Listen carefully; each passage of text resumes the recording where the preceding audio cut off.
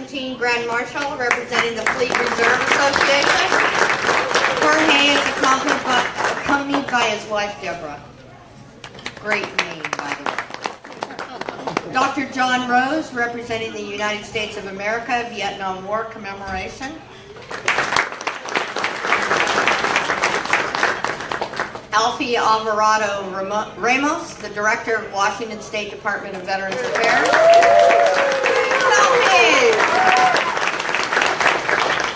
And Candy Smith, President of the Auburn Noon Lions, and her husband Larry. I'd like to thank the Auburn Noon Lions Club for sponsoring the luncheon and providing drivers for our dignitaries in the parade.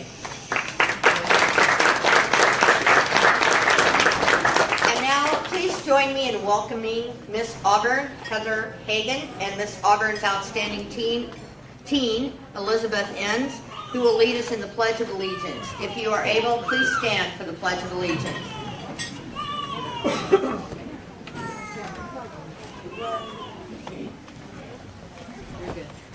I pledge allegiance to the flag of the United States of America and to the republic for which it stands, one nation, under God, indivisible, with liberty and justice for all. Thank you so much. Thank you. And now please join me in welcoming Miss Auburn, Heather Hagan. Thank you, Heather and Elizabeth. Sorry about that. I lost my spot. Please continue standing for the national anthem. I'm now going to ask Dayla Walker to come up and sing the Star Spangled Banner. Hi, Dayla. Oh, say, can you see by the dawn's early light what so proudly we hailed at the twilight's last gleaming, whose broad stripes and bright stars through the perilous fight o'er the ramparts we watched, we so gallantly streaming, and the rockets red glare, the bombs bursting in air, gave proof through the night that our flag was still there. Oh, say, does that star-spangled banner yet wave o'er the land of the free and the home of the brave?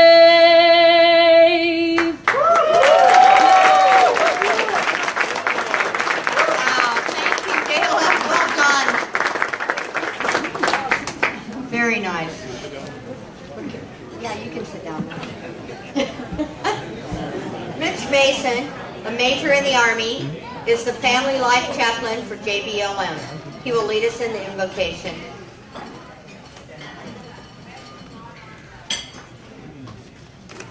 Please pray with me. As we will and have come together today to honor our nation's veterans, let it not be lost on us that we are invoking and speaking to the greatest and most decorated veteran of all, God. Father God, you have fought in every war and walked with us in all battle. You led King David, the mighty warrior, to exclaim, "You trained my hands for war and my fingers for battle." We acknowledge your achievements and say thank you for your service, Lord. You alone are the bravest and most sacrificial war hero the world has seen or known. Let us who gather together today echo the ancient words of Moses with the same awe and reverence. We read in the early victories from the Torah and the Bible in Exodus 15 you so mightily defeated Pharaoh through Moses that Moses could only sing your praise. Moses is recorded as saying, "The Lord is a man of war. The Lord is his name."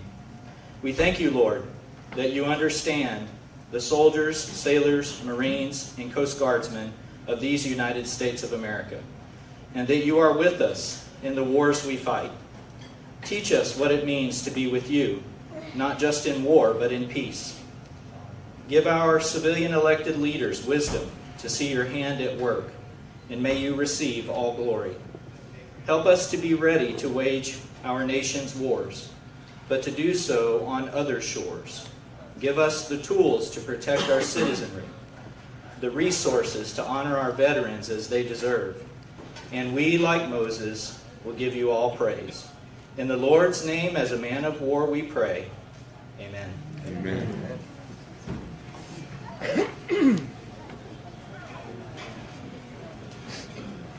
Thank you, Major Mason. I would now like to introduce Nancy Bacchus, the mayor of Auburn. She served as a council member for several years prior to taking office as mayor in January of 2014. She is the first female to hold office and was just elected to her second term as mayor. Congratulations. Please welcome Mayor Nancy Bacchus.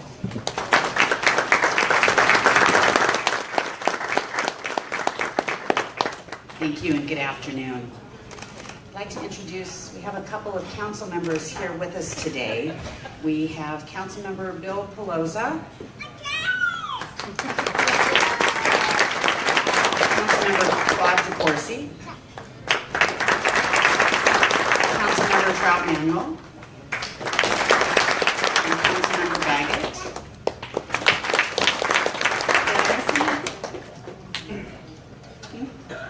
Is that it? All right, thank you.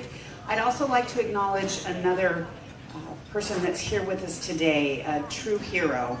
His name is Bernie Manzo. He is 92 years old, and he was a World War II POW in the Battle of the Bulge. Where is Bernie?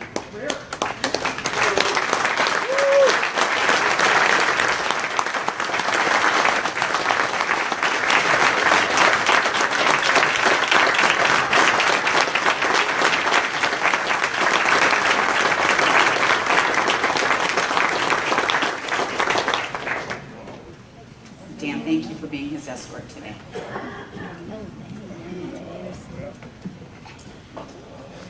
So it's nice to see you all again. Many of you have gathered here for years, not in this location. This is a new location for us, but it's so nice that we are able to come together to honor those who have served our country so well. And it's an honor to stand here amongst you today. So many of you, as I look out, veterans, who are here to honor and reflect the service of those in our armed forces and to celebrate the peace and the freedom that you have all secured for us. I look forward to hearing the stories that are shared today from our guests of honor and to hear your stories as you celebrate your service. I found a couple of quotes that I would like to share with you. This one is from Adlai Stevenson.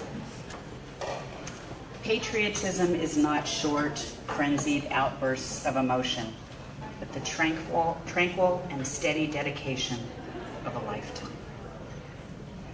And also from President John F. Kennedy. As we express our gratitude, we must never forget that the highest appreciation is not to utter words, but to live by them. Thank you all for living by those words. And as I close today, I would also like to say a big thank you to Julie Kruger and Christy Pichars and Radine Lozier. Where are they? They are responsible for this amazing day that we have, that we are blessed to have. Julie and Christy, I think, have maybe gone without sleep for a week to make sure that today went off as well as it has gone off, and we owe them so much for putting this together. And also to Merrill Gardens for hosting us today. Thank you so much.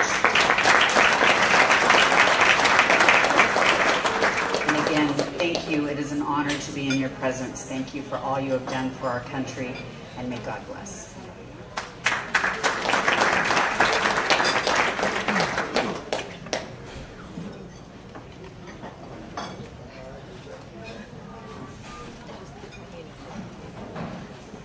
Thank you, Mayor Bacchus. I would now like to welcome Candy Smith, the president of the Auburn Noon Lions Club. Thank you.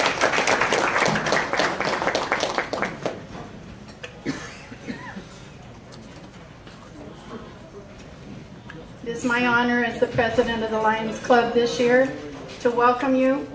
I've been, as a member of the club, I've been working this parade for many, many years.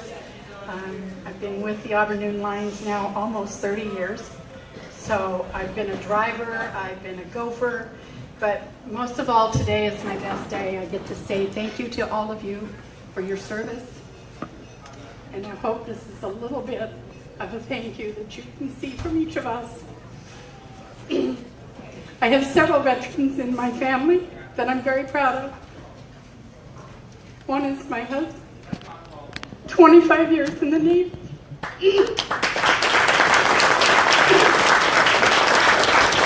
We also are the proud grandparents of 3 grandsons, 1 Army, 1 Air Force, 1 Navy, and a granddaughter who has just completed her Army service as a medic.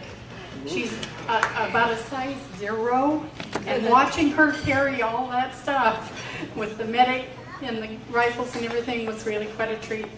I'd also like to invite each of you to a dedication that our club is making today. It's called the President's Legacy Project, but it's mostly for all of you. We have installed military flags at the entrance to Auburn. We get off of Highway 18 and circle around through the park, and this is in honor of all of you. Hope you can make it there at 3:30 to help us dedicate that as well. Thank you. God bless.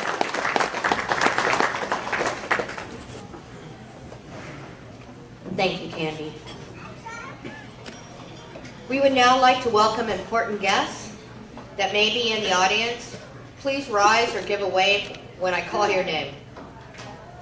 Colonel Roland H. Dix and Command Sergeant Major Alexander Barnett, United States Army. Go Army. Lieutenant Colonel James Beal, United States Marine Corps. I share my birthday with the Marine Corps.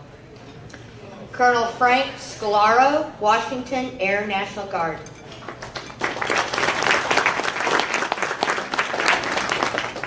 John Johnson, Fleet Reserve Association.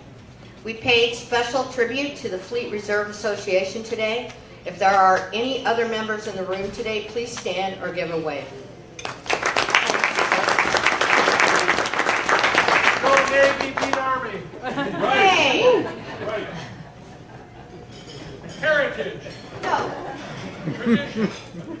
Gary Roach, State Commander of the American Legion.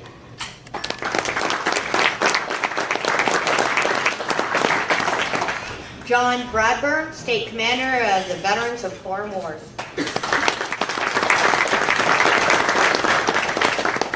George Hilbus, Judge Advocate, Marine Corps League, Department of Washington.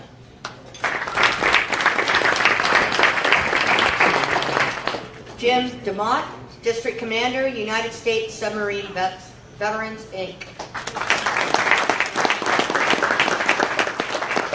Edith G. Reed, President, Gold Star Wives of America, Tahoma Chapter.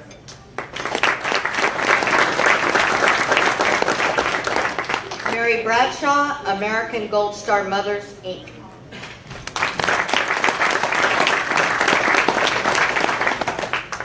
We would like to thank the Gold Star Wives of America and the American Gold Star Mothers who are in attendance today. Let us always remember the fallen for the sacrifice that they made for our freedom.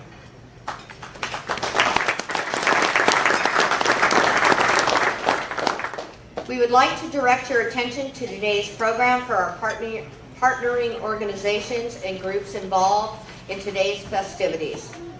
A big thank you to the Auburn Noon Lions for sponsoring the lunch and providing drivers for our dignitaries in the parade. A special thank you to the public affairs offices in each branch of the military for doing a superb job again this year, as always. Communicating with us about the participation of the static displays, the parade entries, the military dignitaries, and coordinating their efforts to make the Auburn Veterans Parade an observance such a special day. Thank you to the Auburn Garden Club for providing the lovely flower arrangements that you see on the tables today. They do a great job every year. And our thanks to all the other organizations, individuals, and entities listed in your program that contributed to a successful 52nd Anniversary Veterans Parade and observance here in Auburn. Thank you, everybody.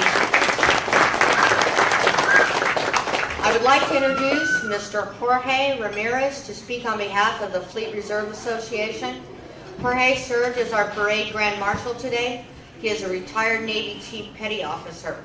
Ladies and gentlemen, please join me in welcoming Jorge Ramirez.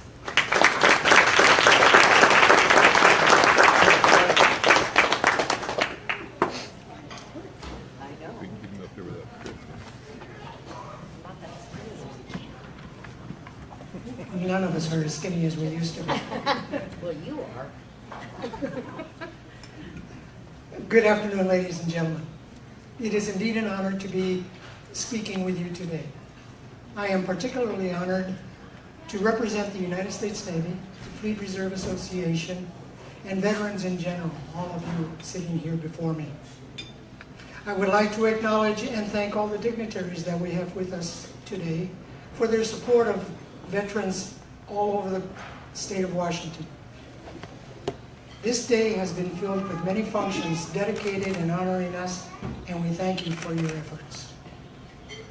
I am particularly honored to represent the Fleet Reserve Association Branch 104 from Puyallup, Washington. For those of you not familiar with the organization, we like to think of ourselves as a collective voice of the Navy, Marine Corps, and the Coast Guard. This is a national organization, and as such, the FRA speaks on behalf of its members on Capitol Hill in Washington, D.C. I didn't hear the senator's name, so I guess you didn't come to lunch with us today. Senator Campbell. Yes, Senator Campbell. Yes, thank you. I'm not nervous. We are a congressionally chartered nonprofit organization that represents the interests of the sea service community before the U.S. Congress.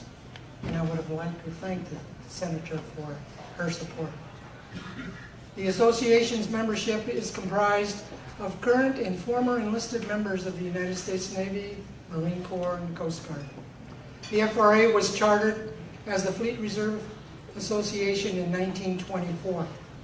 And after more than 90 years, the Fleet Reserve Association remains dedicated to its primary mission of serving the interest of current and former enlisted personnel.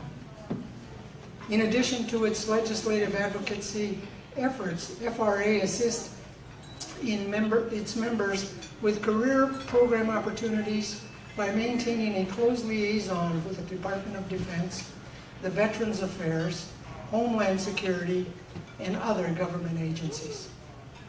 FRA continues to educate members of Congress, many of whom have little or no military experience, although that's starting to change now too. The FRA presents a strong, unified voice to ensure the enlisted issues are heard by Congress and urges support of legislature in increasing pay and benefits.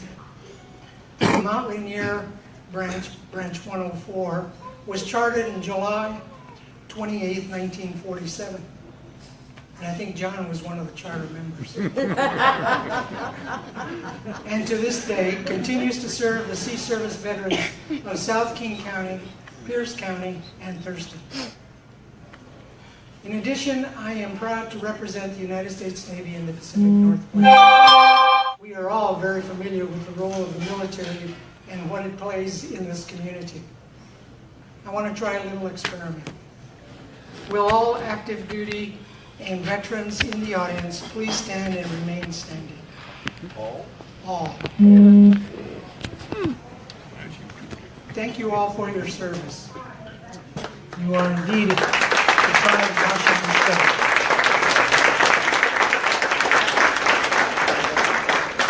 Now, will everyone except Navy personnel, Marines, and Coast Guard please be seated? Thank you. I am very pleasantly surprised to see such a good showing of Navy personnel.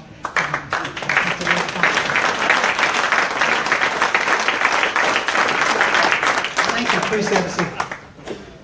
As we are all probably thought there would, I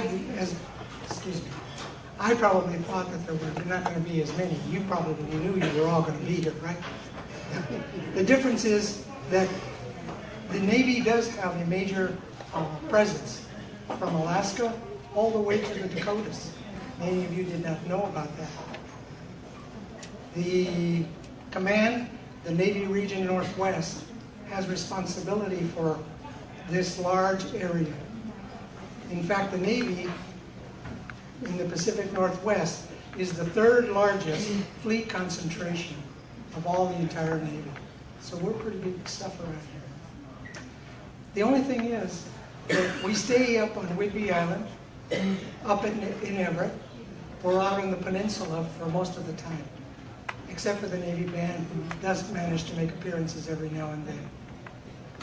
Out on the peninsula, the Navy is represented by the Naval Shipyard, the Submarine Base Bangor, Naval Undersea Warfare Center Keyport, Manchester Fuel Depot, and the Naval Magazine at Indian Island. The Navy spends about $5.3 billion in this area annually. It is the home of approximately 21,000 active duty service members, 16,000 civilian employees, 6,000 drill-in reservists, 40,000 family members, and 35,000 Navy retirees, such as myself. Not bad for a not that well-known branch of service in the Pacific Northwest. Once again, it has been my pleasure to be the visible representative of the veterans so wonderfully honored by the city of Auburn today. Thank you for the parade. Thank you for the touching memorials and this chance to bring the Navy presence here today.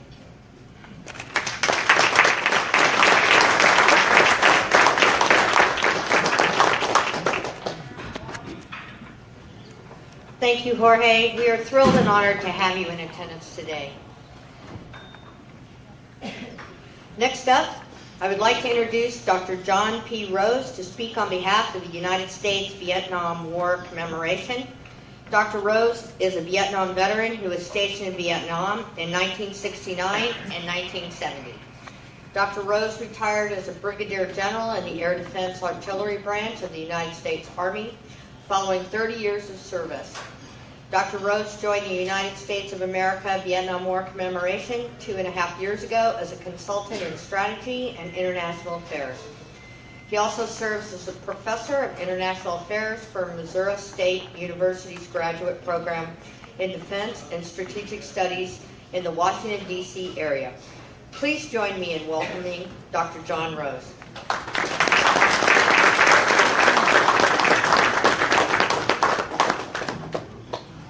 Stand here if you could. Mayor Bacchus, Nancy, thank you so very much for your warm hospitality today. And you were quite right. The ladies hiding behind here, Christy and Julie, they did so much to help plan and prepare and orchestrate this. I'm so very grateful. got a great team here. To the distinguished members of the Auburn City Council, elected officials, I greet you and honor your presence today. And to the distinguished guest here, what a wonderful experience, a wonderful opportunity for me to be here. I am not alone in this mission today. I have with me two of my colleagues, and Sergeant Felder, step forward, please. Where did Gunny Sergeant Stewart go? He went to the little boys' room. Okay.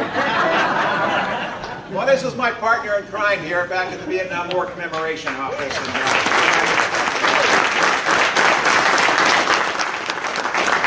picked the right time or the wrong time. Bernie, I can't tell you how proud I am to see you again and how honored we are to have you here. You are an example for all of the veterans that are here, and we truly appreciate and understand the really tough challenges you went through in your life, particularly during your World War II experiences. And God bless you and take care of you, and thank you again for being here.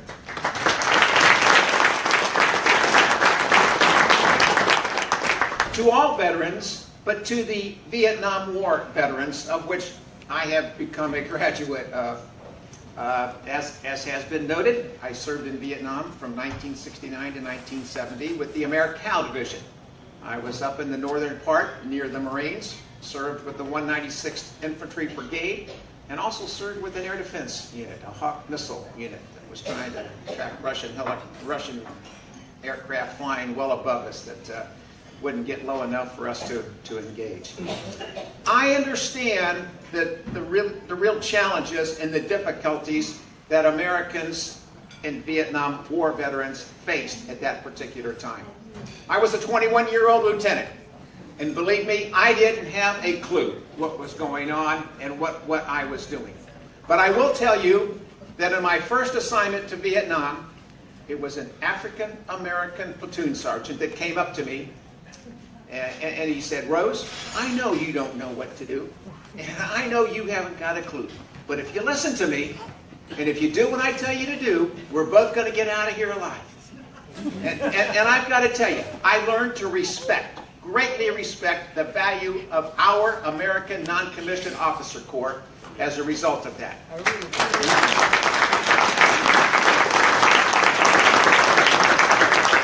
Without a doubt, I am alive today because of what non-commissioned officers have done for me throughout my military career. I also recognize that as a country, we had some terrible divisions ongoing. I am somewhat amused by those that talk today about all of the challenges and the problems and this and that. But when I think back to 1968, when I graduated from the university, and we didn't have an all-volunteer Army at that point in time. There was a draft. And I chose to come in as an officer, perhaps to avoid that draft. But nonetheless, it was a very, very difficult time. My first military assignment was to Fort Meade, Maryland, to an artillery battery. To an artillery battery that had no guns. No guns. Why is that? It's because our mission was riot control. The toxic political, military, cultural environment that existed within our country at that time was not something to be very proud of, and it was a very, very difficult time for us. The African American community against the white community. I mean, places like Washington and Chicago and Los Angeles and Atlanta were on fire because of the divisions that existed between our communities. Those were, ladies and gentlemen, some very, very difficult times. Coupled with the Vietnam War, thousands, tens of thousands of Americans were protesting our role in the Vietnam conflict. And you couldn't go to any college or campus or university. You couldn't go to Washington, D.C. without running into it. Ladies and gentlemen, I would suggest to you those were tough times and very difficult to understand. I can remember well coming back from Vietnam in April of 1970, landing not far from here at the Seattle airport, being met by a non-commissioned officer and being told to take off my uniform because those in uniform were not welcome in our country at that particular point in time. I highlight that because there were some very serious divisions that were ongoing in the late 1960s that I have not forgotten, and we should never forget. Thank the good Lord that we don't have those challenges today. Certainly we have other challenges, but compared to where we were, those were some very difficult times. I am part of the Vietnam War Commemoration Office in Washington, D.C., established by President Obama on Memorial Day of 2012. He, along with the United States Congress, decided it was time, at approximately the 50-year anniversary of our involvement in Vietnam, to reach out to all Vietnam-era veterans to say thank you, to honor their participation, to honor their contribution to our country. And what I think is so significant about that is you Vietnam veterans that came back under very difficult times and very difficult circumstances didn't quit on your country. You didn't give up. You didn't leave. You stayed and built the country, the greatest country in the world that we have today. And you knew that there were some very difficult times. And you didn't go around and advertise that. You just did it. And that's something that I will never forget, and you should never forget. Something that I think we should all be very pleased and proud of. We didn't quit on our country. It was Vietnam-era veterans that made America great. No doubt in my mind. So,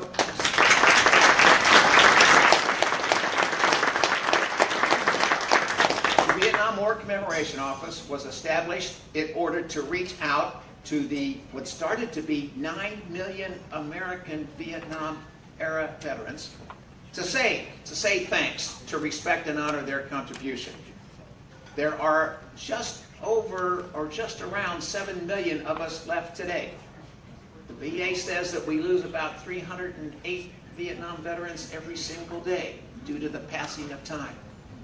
The office was established in order to allow people like me and my colleagues over here, Sergeant Felder and Gunny Stewart, to reach out to all of the Vietnam veterans throughout the country. And we have been all over this country.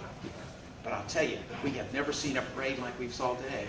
We have never seen the enthusiasm and the esprit on the part of the people in your community to come out to honor veterans and thank veterans.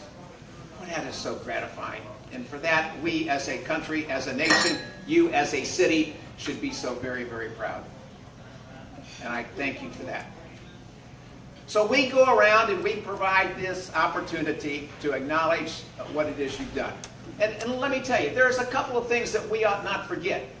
Were you aware that Americans served in Vietnam from November of 1955, when President Truman sent the first American advisors to support the French? And for 6 presidents, Americans served in Vietnam until President Ford pulled the last Americans out. During that time frame, over 58,000 of our fellow Americans sacrificed their lives as part of that conflict. 58,000 Americans, 6 different presidents. There are, according to the VA, 75,000 of our colleagues who are still suffering today. Still suffering. We didn't know what PTSD was then. We know now. But some of our fellow Americans are still suffering, and we should not forget that. We should never forget the fact that we have 1,621 of our fellow colleagues still missing, who have never been returned. And then let's not forget that there were 7,484 women that served in Vietnam, 8 of which gave their lives during that conflict. And I would be very remiss if I didn't acknowledge the spouses, the families, the children of Vietnam-era veterans who, at a very difficult time, may not have seen much of their father, their mother, or whatever. And it was tough. It was tough being back here at that point in time and not knowing what was going on. You know, believe it or not, we didn't have the internet then. And it took mail approximately 10 days to go from those of us that were writing in Vietnam until we had any hopes of it ending up somewhere in the United States. And the same coming in the other direction. It just took time for that to happen. So my fellow Vietnam veterans, I challenge you and I ask your support with 3 things as I close. 1, let us take the time to honor, to thank, to respect the work, the contributions of the men and women that served in Vietnam, our fellow countrymen. 2, let us never, ever forget those that paid the ultimate sacrifice, to those that are still missing, and to those that are still suffering. And 3, this is where I really need all of your help. We Vietnam veterans must educate the next generation to the challenges that occurred then so that they understand what happened. It is our responsibility to share with our children, with our grandchildren, and with our colleagues throughout the country what we went through back then so that times and things like that never reoccur. That's what we've got to do. And I ask your support with attempting to reach out to do that. With that, ladies and gentlemen, I thank you for the privilege and opportunity of being here today in your wonderful, beautiful, bright sunlight city. Sun is shining somewhere, I know. Thank you all so very much. May God bless you. May God bless all my fellow Vietnam veterans. And may God bless America. Thank you.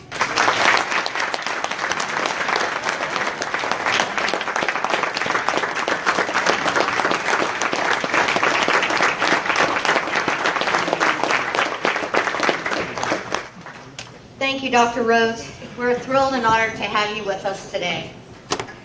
I would now like to introduce Alfie Alvarado Ramos, Director of the Washington State Department of Veteran Affairs, to present the 2017 Outstanding Service to Veterans Awards.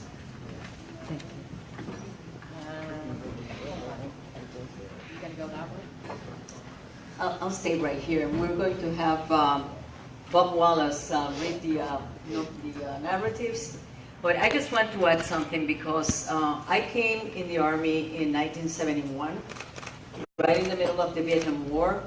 Did not have boots on the ground, but as a medic in hospitals, I took care of a lot of our Vietnam veterans. And I'm going to tell you, I'm going to add a 4th item to what General Rose just said.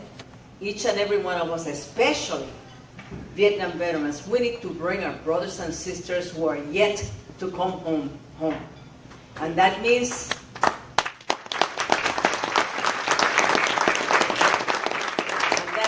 keeping our ears, our eyes, and our hearts open to those who served, because there's still some of our, counterparts that are bitter and still angry, and this is the time to just put that aside to be able to get the services and benefits that our Vietnam veterans deserve. So thank you for your words, General Rose, because they're really important, and I think this is a charge for each and every one of us, that as you're in the airport, they say, when you see something, say something, and those words you actually give to a Vietnam veteran that may be in trouble could actually save their lives. So important work with the commemoration of the Vietnam War. So now what we're going to be doing is, the fun part of this particular program. I just want to say thank you, Mayor Bacchus, for your hospitality here in the city of Auburn. Thank you to the Lions for sharing their event with us, for us to be able to do this. And I'd like to say thank Merrill Gardens for opening their home to us, and especially the residents, many of who are back there. And I know this is their dining room, so they kind of compressed to be able to allow for us to have this ceremony here today. And I just want to say thank you for sharing your home with us back there.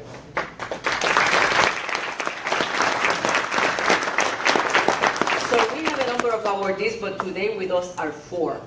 And since we have 4, one of the things we're going to do, and I already told them, is that we're going to give them just a moment after their award is given to just say a few words. because I think it's going to be very important. So I know when we give the award right over here, we'll have the person come right into the center, and Bob will hand them the phone for them to say a few words, okay? Because I know everybody wants to go home. And I'd like to recognize also Chuck Warden, who is the chair of the Governor Veterans Advisory Committee. And Bob Wallace, who is a member of the committee. And many nominations were provided this year. I can't remember how many, Lisa. 100 plus. Wow. Over 100 nominations were given to us. And out of those 100, we have 7 that are the ones that were selected, and 4 of those, a team award, an outstanding and superior performance award, are the ones that are going to be presented today. So this is a very special group of people. People who spend, their time thinking about how can they help and serve veterans. And this actually is the cream of the crop. So we're very honored to be able to start this, and we'd like to invite Bob to be able to come to the back. And Major Bacchus, if you can join us over there, because we're going to do the awards right over there. Lisa Narciso is my assistant and the Women Veterans Coordinator, and she's been the one that has been herding the cats to be able to make sure that we can get everything together with all of the different people. And at the end of this event, I'd like to be able for all of the awardees and team to be able to just remain back here so we can take some additional pictures. Thank you so very much for everything that everyone in this room does for veterans and their family, but thank you especially for awardees today.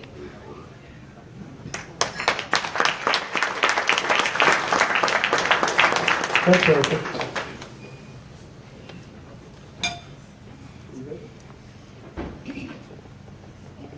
John Mussick, he is the Outstanding Service to Veterans Award, and receiving his award today is Miss Mimi Reeves, John Supervisor.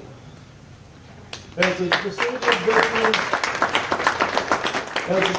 Veterans Outreach Program Representative, DVOT, John knows as most to all of us been key to assisting veterans through employment opportunities, especially those that have significant barriers to employment. Moose have established long-standing relationships with businesses and encouraged them to hire veterans and participate in the Yes Veterans program. He is also a key individual in organizing the Thurston County Veterans Stand Down as well as the Toys for Tots program.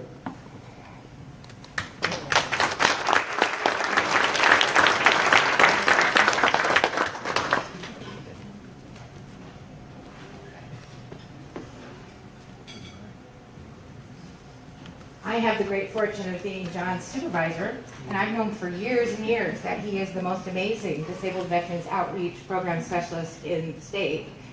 And I have an easy job when it comes to John, because I just support him and stay the heck out of his way so he can continue to do amazing things for people. Thank you. Thank you. The next award will be the Butterfly Wranglers Outstanding Service to Veterans Award.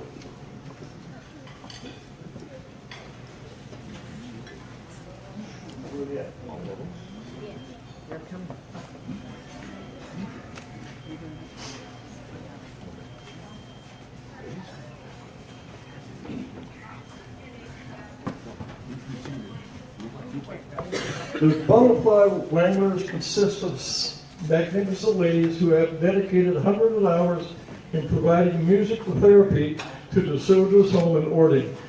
They are also instrumental in transmuting and removing one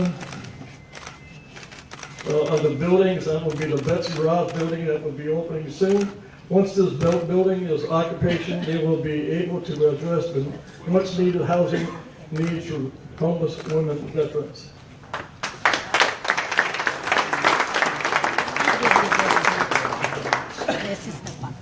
Hello everyone, my name is Karen McLean, and I inspired a bunch of my friends over there, beautiful artists and wonderful people, to work on something called the Betsy Ross Women Veterans Academy, which it's now called. This building out of the old soldiers' home, the boarding soldiers' home, will house 12 homeless veteran women. There's nothing like this in the country. It's the very first one. We completed this work a year ago, and it came from our hearts. And the whole theme of the house is based on butterflies. Butterflies are in a chrysalis. They unfurl their wings, they heal, and then they fly away. So this is transitional housing. Many services will be offered to them. The community of Wording is behind it, and all of us gave our hearts to this project. Thank you.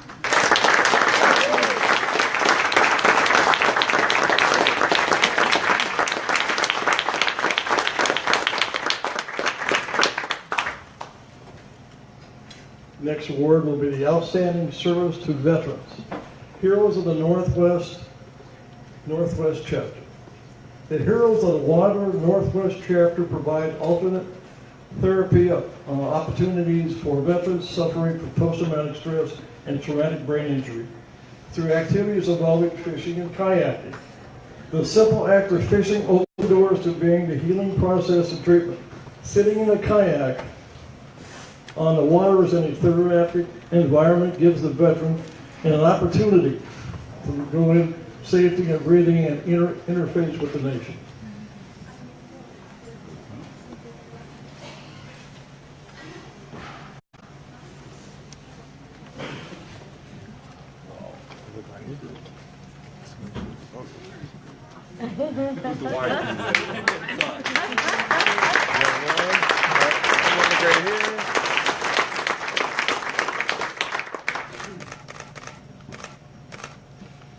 Thank you.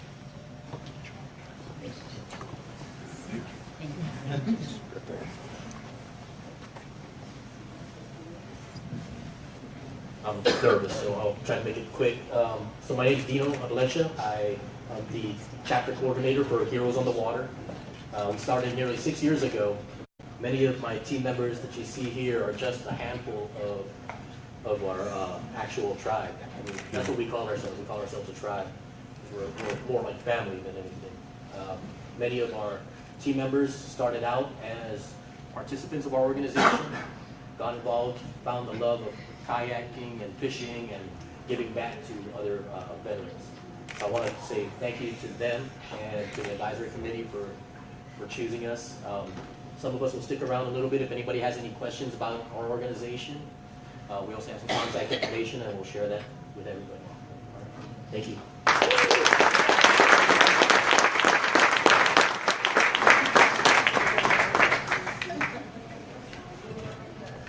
Outstanding Legislator, Representative Christine Reeves.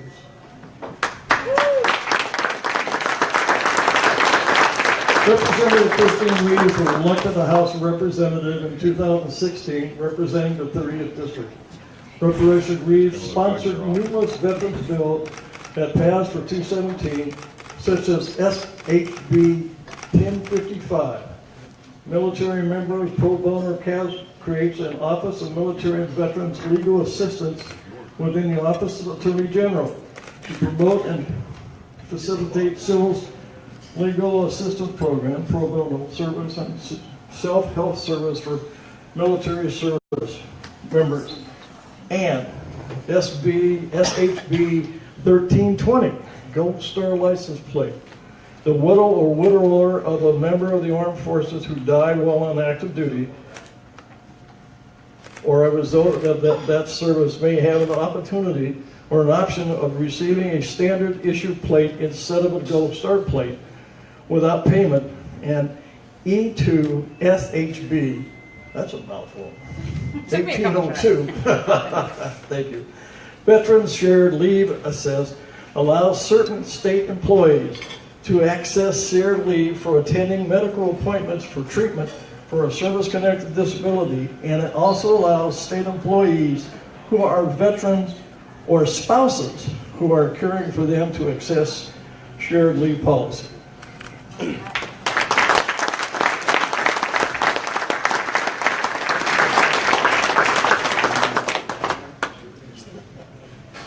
Well, I just want to say first and foremost, I'm honored to be in your presence. As many of you can tell, my job first and foremost is as a working mom.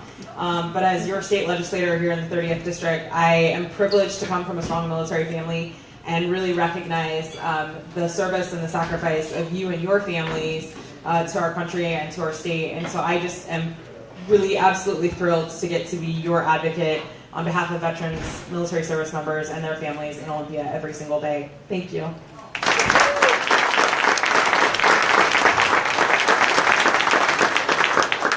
I'd like to say something if I could. Go Coast Guard. Thank you.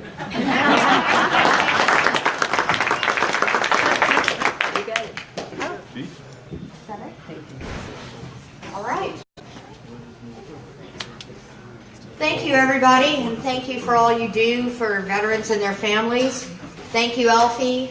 A big congratulations to all the award winners for your outstanding contribution to veterans and veteran services. Okay, here's the big thing.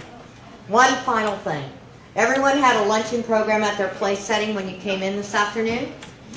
Turn it over.